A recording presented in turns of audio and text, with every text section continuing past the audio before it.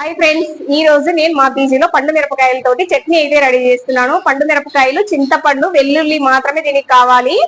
చూడండి, మా పీజీకి ఇన్ని పండు మిరపకాయలు అయితే కావాలి. ఈ చట్నీ చాలా టేస్టీగా కూడా ఉంటుంది. అందరూ కూడా ఒకసారి ట్రై చేయొచ్చు. చూపిస్తాను వీడియోలోకి వెళ్ళి మీకు ఎలా రెడీ చేయాలి అనేది.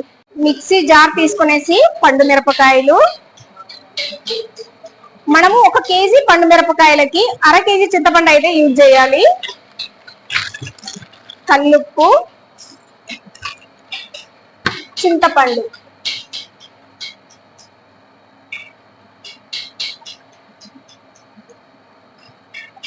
ఇవన్నీ కూడా మనం మిక్సీ పట్టుకోవాలి వేసేసి. ఈ పండు మిరపకాయ పచ్చడికి అయితే ఆవాలు, మెంతులు, జీలకర్ర అన్ని కూడా డ్రై రోస్ట్ చేసుకునేసి పౌడర్ అయితే ఆ చట్నీకి యాడ్ చేయాలి.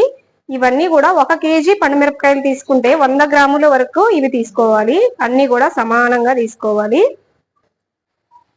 మెంతులు, ఆవాలు, జీలకర్ర 3 కూడా సపరేట్ గా డ్రైగా వేయించుకునేసి పక్కన పెట్టేసుకున్నాము. ఈ 3 కూడా ఇప్పుడు మిక్సీ జార్ లో వేసుకుని పౌడర్ చేసుకుని చట్నీకి అయితే యాడ్ చేయాలి. చూడండి, ఇప్పుడైతే అన్ని మిక్స్ చేసుకుని పౌడర్ అయితే చేసుకొని వచ్చినాము. ఇది తీసుకెళ్లి చట్నీకి అయితే యాడ్ చేయాలి.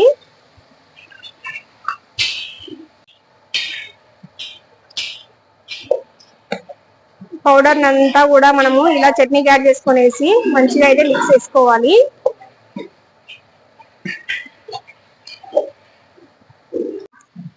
కడాయిలో ఆయిల్ వేసుకొని వేడి చేసుకోవాలి. ఆయిల్ వేడైన తర్వాత ఆవాలు, జీలకర్ర వేయాలి. ఎండుమిర్చి వేసుకోవాలి. తర్వాత కచ్చా పచ్చాగా దంచుకున్న వెల్లుల్లిని అయితే యాడ్ చేయాలి. ఆయిల్లో వెల్లుల్లి అంతా కూడా మనకు కలర్ చేంజ్ అయిన తర్వాత ఈ ఆయిల్ తీసుకెళ్లేసి మనము మన చట్నీకి అయితే యాడ్ చేసుకోవాలి. చూడండి, అంతా కూడా కలర్ చేంజ్ అయిపోయింది. ఇప్పుడు దీన్ని మనం చట్నీకి అయితే యాడ్ చేసుకోవాలి.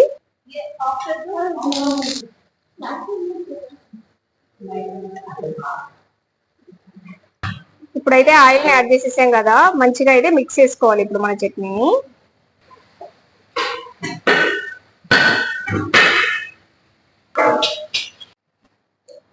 ఫైనల్ గా మా పండు మిరపకాయల పచ్చడి అయితే రెడీ అయిపోయింది. చాలా హెల్దీగా ఉంటది. ఒకసారి అందరూ కూడా ట్రై చేయొచ్చు.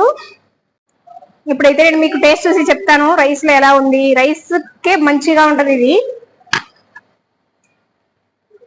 చాలా బాగుంది. అందరు కూడా ట్రై చేయొచ్చు.